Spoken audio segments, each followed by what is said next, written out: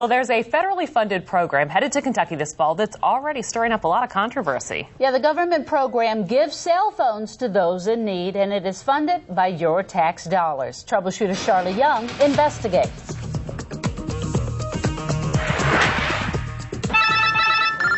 Cell phones. You can't go anywhere without seeing them. It's the 21st century way of life.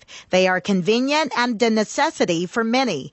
That's why those who can afford it shell out the money monthly for cell phone service. Those who can't, go without. Because I've got 2 kids of my own and, sometimes I can't afford a phone bill, We met Kathy Davis at the unemployment office. She says she doesn't have a phone because she can't afford one. When she heard of a government plan called Lifeline on TV, her interest peaked. People that are low income, like me, myself, or if they're on food stamps or whatever, and they need a phone for their kids or whatever, the elderly people, that's a good idea.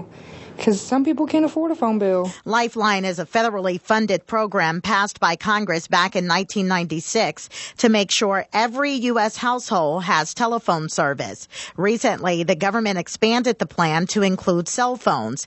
Every family at poverty level or below already receiving food stamps or other federal assistance programs can qualify. 1 phone per family. The government provides a free cell phone, 68 minutes a month, and unlimited 911 calls.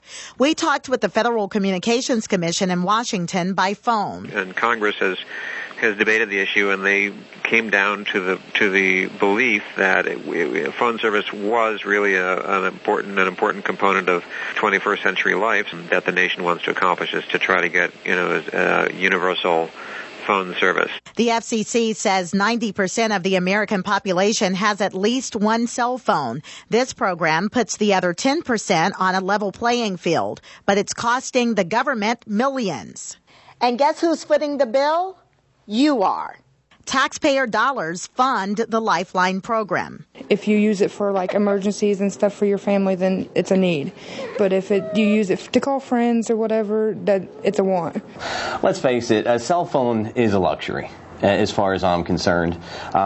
Food, housing, shelter, that's one thing. But, a cell phone, that's like buying somebody's cable TV. That just doesn't work for me. Jim Coyle, who calls himself a government watchdog, thinks the Lifeline program is another form of government waste.